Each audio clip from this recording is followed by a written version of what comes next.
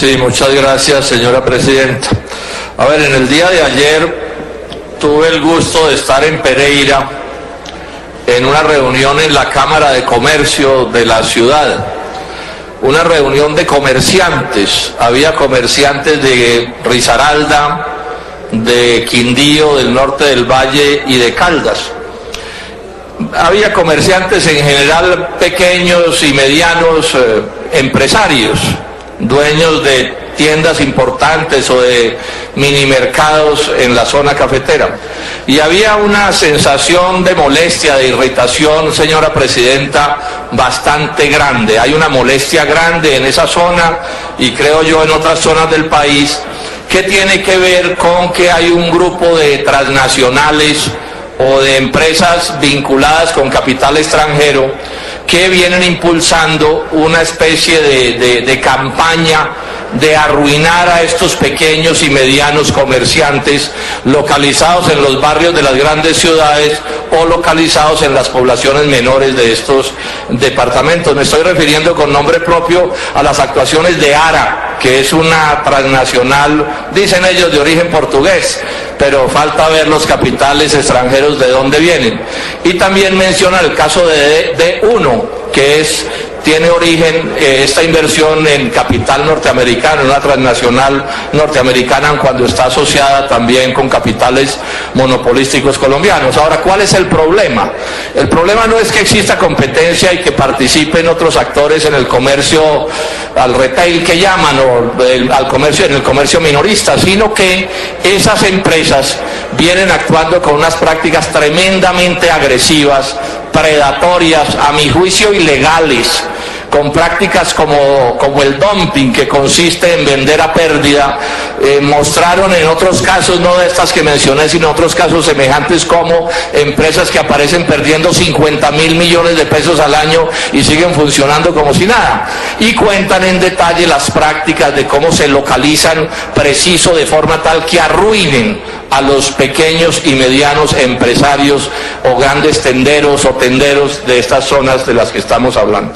Esto, pues, por supuesto, está generando un problema social que no es de menor cuantía, y a mi juicio son prácticas inaceptables que en otros países del mundo están prohibidas o están por lo menos controladas. Aquí es bueno señalar que tanto en Europa, de donde son originarias algunas de estas casas matrices, y en el sudeste de Asia, esta práctica de las grandes cadenas comerciales o estos tipos minimercados o los propios hipermercados que cumplen con papeles semejantes en las grandes ciudades, vienen estableciendo sobre ellas una serie de controles, porque lo que hacen es establecer unas prácticas comerciales, a mi juicio, absolutamente inaceptables, porque configuran actitudes de competencia desleal, incluso ilegal, por la manera como actúan, y al final terminan arruinando a los pequeños y medianos empresarios nacionales que ellos, sus padres y sus abuelos han generado unos patrimonios de cierta importancia y que están siendo literalmente excluidos del negocio. Ahora, ¿cuál es el problema de este tipo de prácticas? ¿Cuál es el impacto social negativo de estas prácticas? En primer término, esas empresas generan menos empleos que los que destruyen. No es cierto que aumenten el empleo departamental, sino que por el contrario lo terminan disminuyendo. En segundo término, cuando compran en el mercado nacional, normalmente no compran. Ahí nos mostraron cómo ARA importa café de Polonia, hágame el favor, café polaco vendiéndose en los municipios del eje cafetero, mezclado con otras cosas, una especie de menjurje que a mi juicio constituye también un engaño al ciudadano que termina comprando ese producto. Ellos normalmente no se abastecen de los proveedores nacionales, y a los proveedores nacionales es sabido que estos monopolios transnacionales los maltratan de muchísimas maneras, les imponen prácticas que no los dejan prosperar. En tercer término, son en general inversión extranjera. Luego, las utilidades las sacan no solo de los municipios, donde sí reinvierten los pequeños y medianos comerciantes, sino que además las sacan del país, y eso, dígase lo que se diga, no es positivo para el progreso de Colombia. En cuarto término, al arruinar a estos pequeños y medianos empresarios, pues acaban con fuentes de acumulación de riqueza interna, y la base del desarrollo de un país es la capacidad que tenga de generar ahorro interno. Y al final, estemos seguros que una vez arruinen a los competidores que están arruinando, van a imponer precios de monopolio con precios escandalosos con los que esquilmarán al ciudadano, al que hoy engañan con el cuento de que es que ellos llegan como benefactores a vender más baratos. Esto, a mi juicio, debería convertirse en un debate nacional. Repito, en otros países del mundo, en la propia Europa, hay controles establecidos para este tipo de negocios depredadores y para este tipo de prácticas. Yo no me opongo a que en Colombia haya presencia de grandes empresas nacionales o extranjeras, o sea, que actúe el gran capital monopolístico nacional o extranjero, pero aquí sí hay una pregunta que hay que hacerse, senadores. No podrá existir en Colombia, en una economía de mercado, no podrán existir capitales que no sean monopolísticos. O sea, los únicos negocios permitidos por la práctica en Colombia serán negocios de monopolios y transnacionales. Los pequeños y medianos empresarios colombianos tendrán que irse para otros países porque aquí les queda imposible actuar, porque los persiguen y los arruinan y los maltratan y no tienen acceso, digamos, a los derechos a los que deberían tener acceso en la medida en que son empresarios nacionales.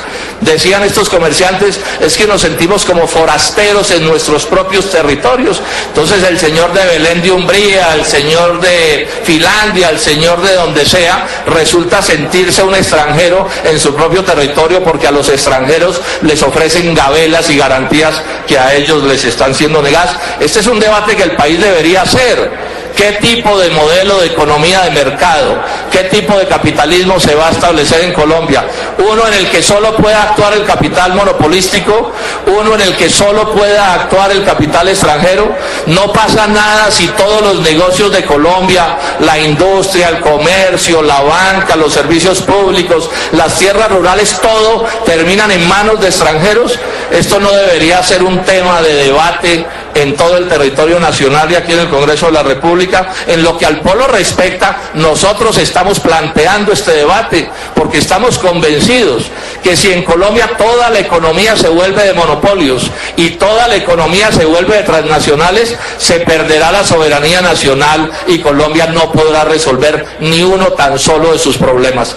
Por último, señora presidenta, señalar que voy a llamarle la atención a la Superintendencia de Industria y Comercio, porque hay acusaciones de prácticas predatorias, de dumping comercial calculado para perseguir a los pequeños y medianos comerciantes colombianos, y se supone que eso está prohibido por las leyes de la República y la superintendencia debería actuar. Pero al mismo tiempo llamo a esos pequeños y medianos empresarios colombianos, tenderos, comerciantes de uno u otro tipo, a que se pongan las pilas y a que reclamen, a que exijan el derecho a existir en Colombia.